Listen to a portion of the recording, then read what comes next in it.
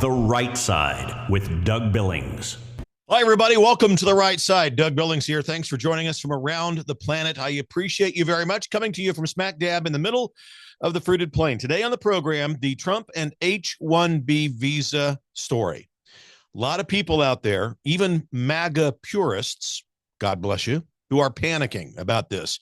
I'm going to detail all of this, tell you why there's no reason to panic, and I'm going to rely on my 23 years in corporate America as an HR executive, including my time as a VP of HR, so I can explain to you what this is. I used this every day, every year in corporate America. Today on the program, ladies and gentlemen, The Right Side with Doug Billings is upon you to put your mind at ease.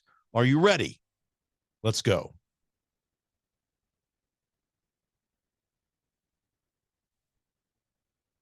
Okay, welcome back.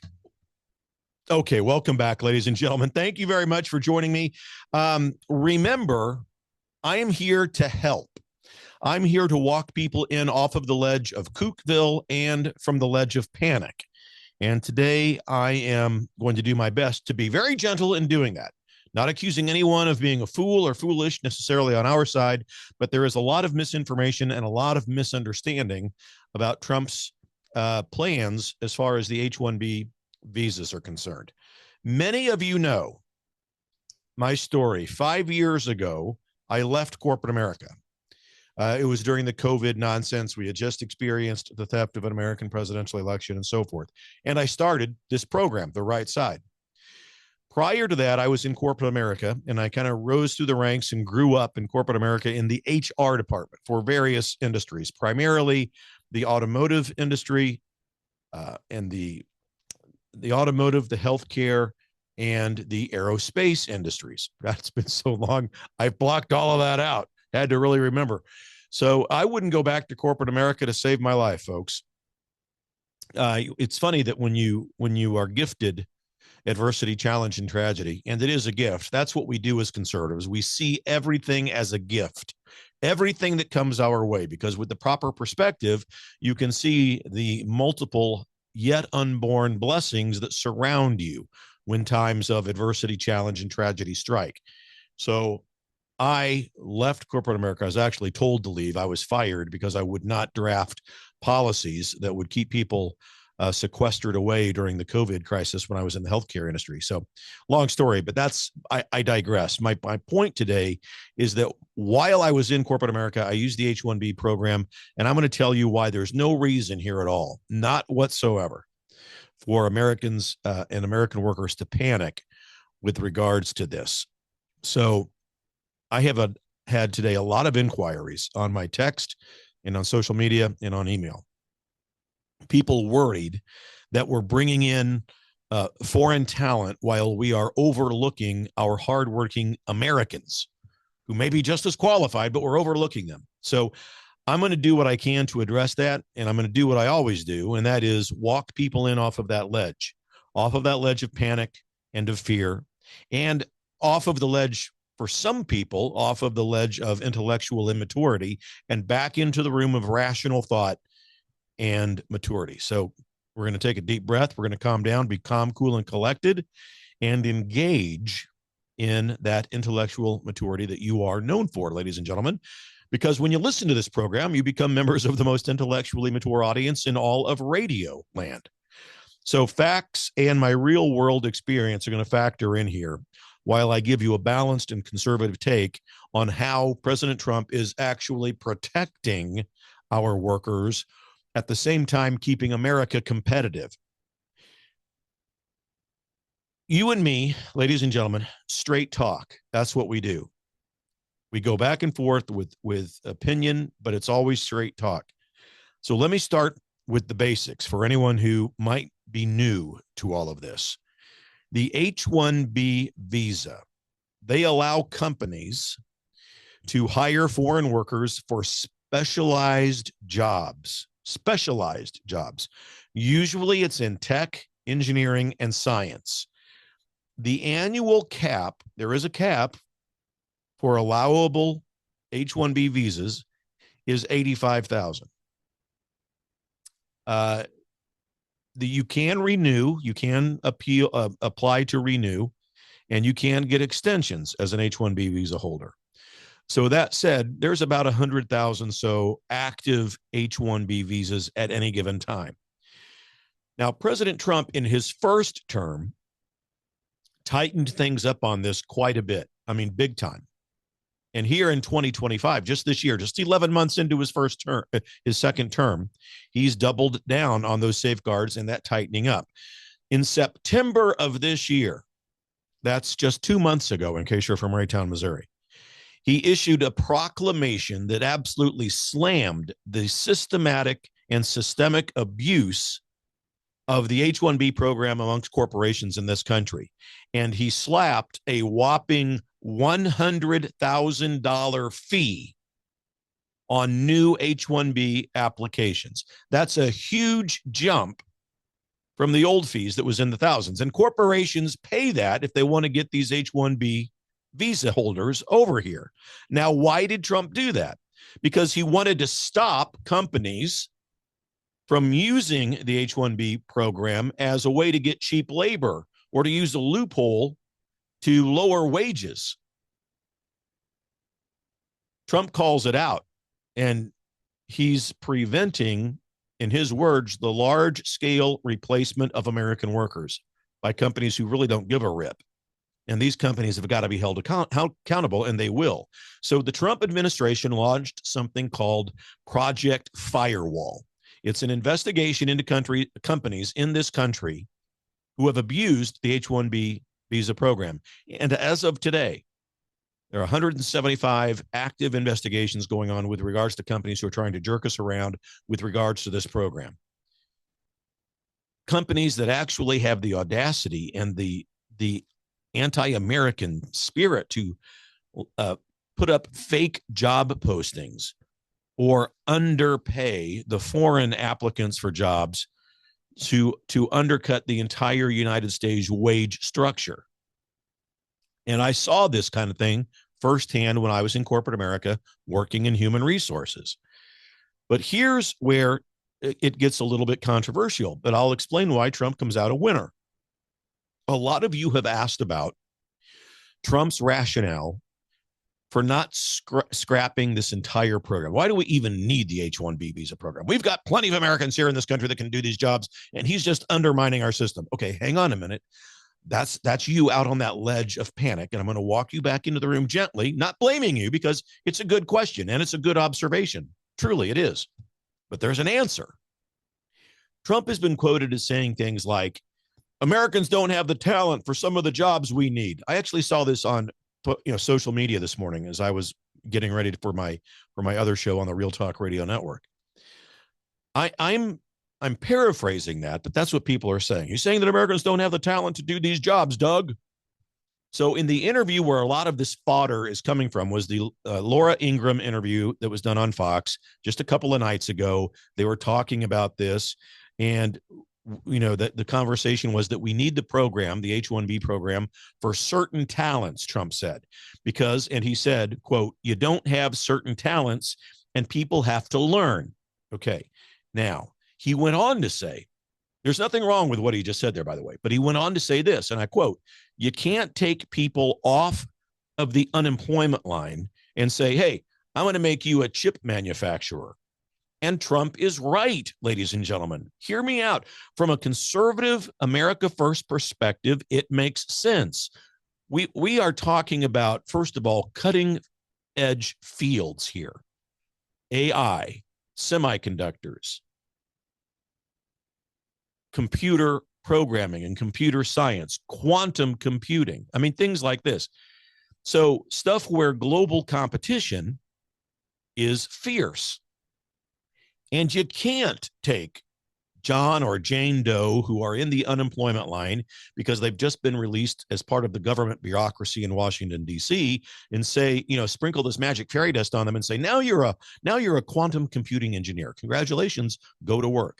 You've got to train these people. You've got to train them up, and we've got to ramp up our systems. When you look at China, they crank out engineers at a rate that can't be matched overnight. So they've got, estimates of 277,000 Chinese students in the United States. Now, Laura Ingram misquoted some data. I'm going to get to that in a minute. She said something like 600,000 Chinese. That's not accurate. It's not correct. So of the 277,000 or so Chinese students who are here, most of them are in the science, technology, engineering, and mathematics fields. They call it STEM for short. Okay. Trump is saying that we can't afford a talent gap that just hands wins out to our adversaries like China. We've got to get in the ball game. So instead, he's redefining the program.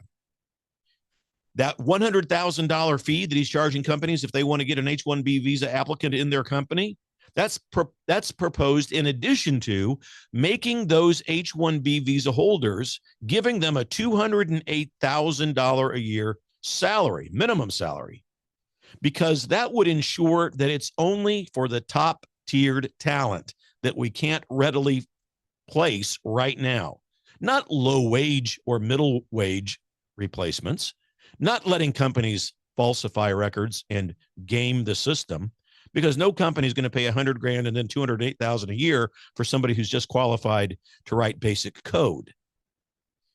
Drawing on my own experience in HR, I hired H-1B visa holders for high-tech roles that were genuinely hard to fill. And I wasn't 5 years ago, the AI industry wasn't where it is now, obviously, but there was robotics, there was science, there was mathematics, obviously. So, software architects that we had to hire, machine and robotics workers, they all had super niche skills that we needed to fill. And sometimes the H-1B visa holders filled those skill gaps. So, but we didn't displace Americans. I didn't. We exhausted every domestic search we could first. But I did see the abuses. They do exist. Companies that post bogus jobs, pay below the market in order to get H-1B visa holders working, and then they lay off United States American workers. Not right, and that angers me. Trump's crackdown on this hits the nail on the head. Remember the investigations, folks? There a few years ago, there was an IT firm in Oregon that had approved 1,700 H-1B visas, while at the same time cut 2,400 American jobs. You see, that's BS. That's gaming the system. These people, and they were punished for it. They were held accountable, most definitely. Conservative economics says that out of H-1B, we can boost innovation and we can create 2 to 3 United States jobs per H-1B visa. 2 to 3 jobs are created as a result, especially in tech hubs. Now, if we left it unchecked, we'd be in big trouble. You've got to monitor this stuff because there are companies and executives that are not moral people, because they will suppress wages and they'll do everything they can to game the system, where Trump is aware of that. Now, addressing those fears head on, and I get it, a lot of people think that Trump might be getting bad advice because it might appear as if he is ignoring a massive number of Americans in an untapped pool of talent who could fill these jobs, especially those people, those Americans that don't have college degrees. And I want to put your mind at rest about this. This is not what we're talking about. You're right to worry, but relax, because Trump's not overlooking this pool of people, these people that are good workers, hard workers, who just don't have a college degree. And let me get to my point. He's investing in them. That's what this means. That is what this story is really about. About 62% of our workforce doesn't have a college degree, folks. Yet they're perfect workers, perfect skill sets for skill-based roles. Studies are showing, bear with me, studies are showing that 1.4 million jobs could open up to non-degree holders in the next 5 years. And with the right training, that is really possible. That's what Trump is talking about. You can't take Johnny out of the unemployment line and just poof, make him a software engineer. or a high-tech AI scientist. You've got to train him. That's what Trump is talking about. And these people can be just as successful or more so in middle skilled and up tech jobs. And that's what we're aiming for.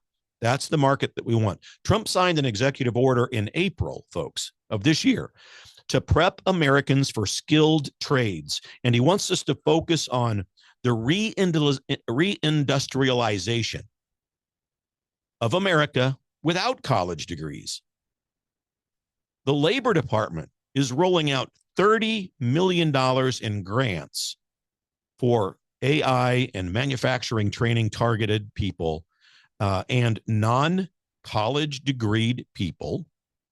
And there's a big push for this, a big push for apprenticeships in America. Trump is backing this up and talking about it often. He's pushing the earn while you learn programs, apprenticeships and so forth. And this is absolutely exploding with potential underneath President Trump's watch and in his administration.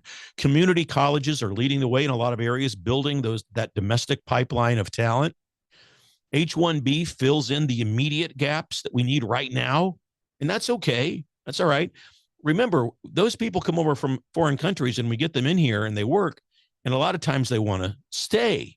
And so what we're doing is taking the talent away from our adversaries. Now, we've got to vet these people. We do. Got to vet them. We don't want a bunch of Chinese spies running around here. But China's not the only country where these people come from. I read a report this morning. By 2032, this is mind-boggling. By 2032, we're going to need 5.3 million more workers with post-secondary skills with no college degree required. People are worried and scared to death in a lot of arenas that AI is going to just wipe out jobs. But in a lot of ways, and this isn't mentioned a lot of the time, but AI actually creates more jobs than it destroys. That's what this statistic is all about. By 2032, we're going to need 5.3 million more workers with these kinds of skills, and it doesn't require college education. It just requires training. Now, if you're in that pool, great. You'd better be, and you'd better make yourself known. My advice is you go to DOL.gov, the Department of Labor, DOL.gov, and get information about these apprenticeship programs, these training programs. Get in the game. You don't want to be left behind. And from the concerns I see online, people, they're also buzzing about that Laura Ingraham number, 600,000 Chinese students in America taking jobs in education, taking chairs and seats in classrooms away from Americans. All right, first of all, Laura Ingraham threw that number out. I don't know what, but it's not accurate. That is not a correct number. There are, from last September, that enrollment that was over the summer, there were 277,000 Chinese students in America. Okay, I looked it up this morning. According to registration numbers for the fall, that means right now, folks, we're in fall, there are 250,000 Chinese students enrolled in American universities or colleges. So it's less than 277 that was last semester. Currently 250,000. All right, not 600,000. So we've got to get our facts right first. Still, 250,000 people, that's a lot of people. We got to make sure we vet these people. Absolutely. That's part of Trump's plan. So he's not blanket approving. He's going to vet. That's part of the procedure by which you get into this country as a student or as an H-1B visa holder or both, because there are security risks, obviously. We learned that from our open border crisis. We address the risks and we keep the doors open for our allies and for people who want to stay here and assimilate and become Americans.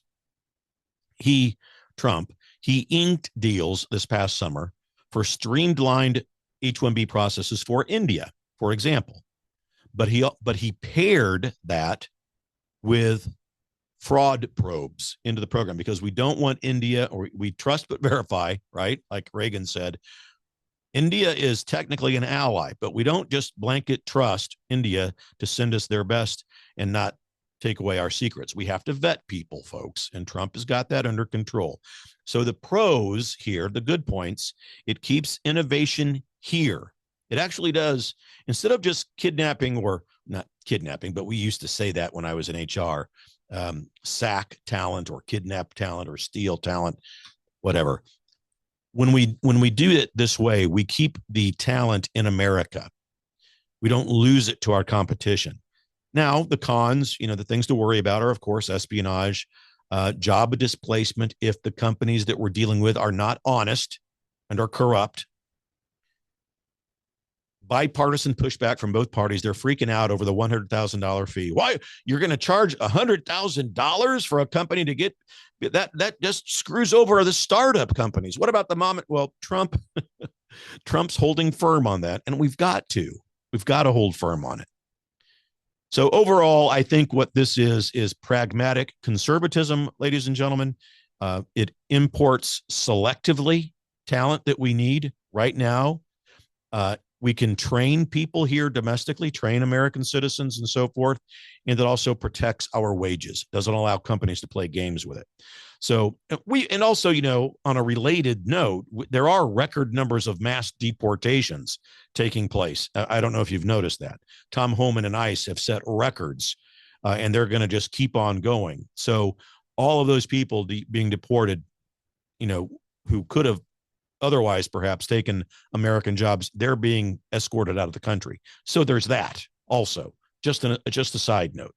But ladies and gentlemen, this is a well thought out plan. I think President Trump and his team have put together here, one that is not going to replace American employees with foreign workers, but it's going to train American workers to take those jobs that we want to give them, those top tier specialty jobs. And in this case, in many situations, people hear a certain story or a snippet of a story, a section of a story, and they rush to judgment before they've taken the time to think all the way through, read between the lines of the story. What's the context here? What are we really talking about? And it causes a little bit of panic. So I'm here to hopefully shed light on that, to, again, walk you back into the room of rational thought and off of the ledge of panic. I'm the safety net. I'm the rescue plan in cases like this, really. I'm here to save you and your friends and your family and your coworkers from the ledge of panic, ladies and gentlemen, and the dangers of intellectual maturity. All right, share the program, share this with people who are worried about the H-1B visa process or the loss of American jobs to foreign workers. It's not true. This is part and parcel of a liberal plan to try to cast aspersion on Trump in light of their massive defeat of the government shutdown, amongst other reasons. This is a plan that is for America, America first, and America workers. Follow me on YouTube. Subscribe to the YouTube channel. It's free over there. The YouTube channel is at the right side Doug Billings. At the right side Doug Billings. Subscribe and set your notifications so you can get notified when I drop brilliant content like this, so you don't miss out. Head over to my website if you want to learn even more. That's DougBillings.us. And if you would, so that I can continue to bring you programs like this, prayerfully consider setting up something like a $5 a month continuing donation over there at DougBillings.us, because after all, the program never costs you a dime, folks. Never charge for this stuff. It's all free information, but it does cost me, and it's how I make a living. This is capitalism, after all.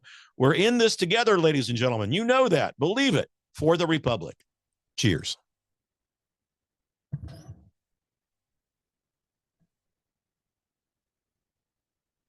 The Right Side with Doug Billings. Hi, everybody. Welcome to the set of my show, Doug Billings. Hey, my good friends at EMP Shield, that's electromagnetic pulse, in case you're from Raytown, Missouri. Electromagnetic pulse could wipe out your home electrical system, could wipe out your vehicle. And thanks to the radical liberal agenda that was put forth under Administrator Biden and Vice Pretender Harris, there are lots of people in this country who want to do us harm. And maybe an EMP device would be their chosen weapon. But EMP Shield gives you a device that can protect you. This little baby here goes on your home outlets, a computer, a router, whatever you want to protect. And then they also have a larger model like this. You can still hold it in the palm of your hand, that goes on your vehicle battery so that you can get out of trouble from point A to point B. EMPshield.com. Promo code Doug, ladies and gentlemen. Save yourself, save your property. EMPshield.com. Promo code Doug. We're in this together, folks. Believe it. For the Republic. Cheers. The Right Side with Doug Billings.